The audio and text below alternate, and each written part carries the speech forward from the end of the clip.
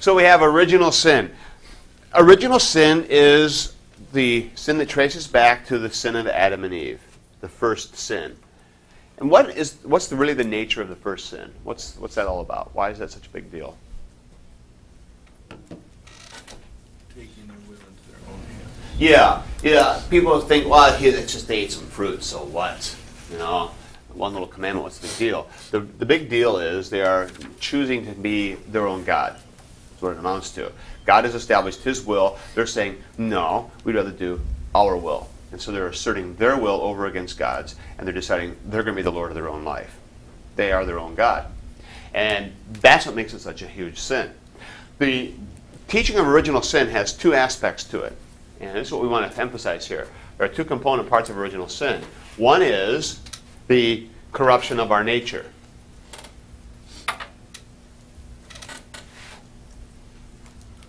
Corruption of our nature. All right, that part of original sin is referring to the fact that we're not what we're supposed to be.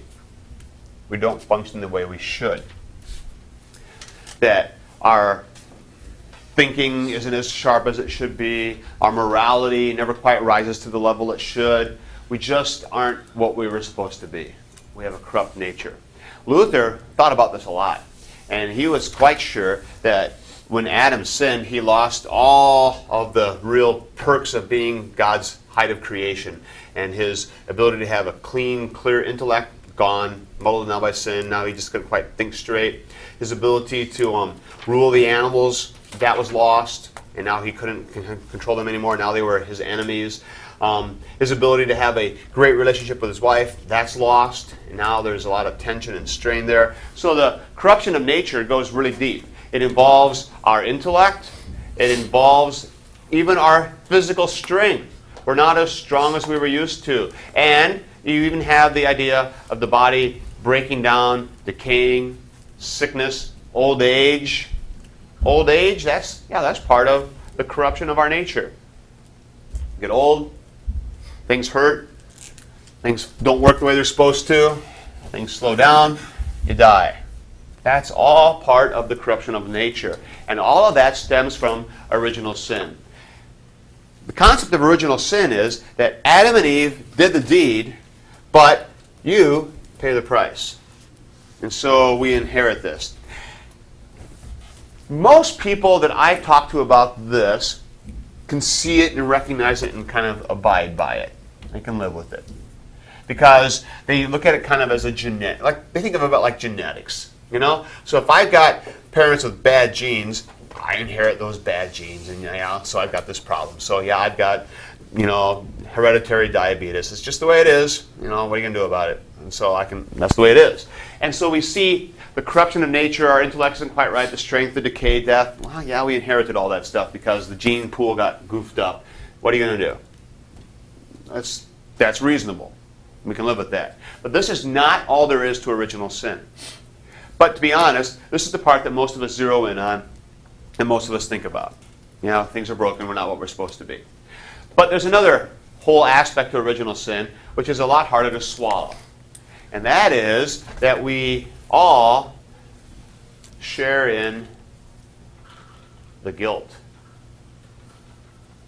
So we inherit not only a corrupt nature, but we also inherit the guilt. This is scriptural, and this is part of systematic theology, and this is not very fair. This says that you are guilty of eating the fruit in the garden. You. You never even met Adam and Eve. You never even knew where the garden was. You couldn't find it if you had to. And given the chance, you wouldn't have eaten the fruit. Why should I be guilty? But you are.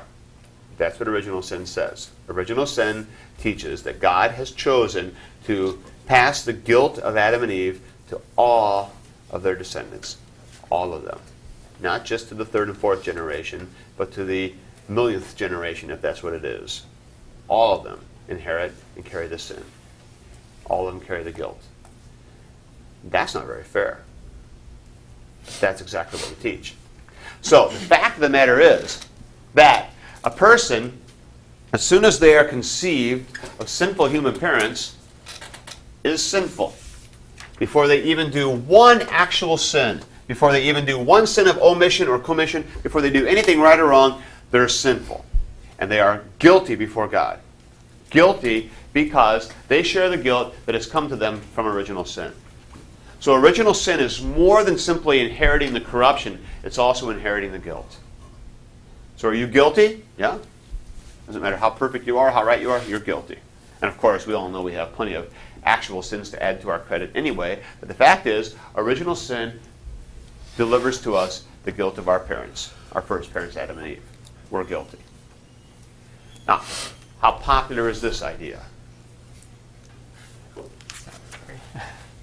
Well, I'm thinking, what about the miscarriage? Okay, what about a miscarriage?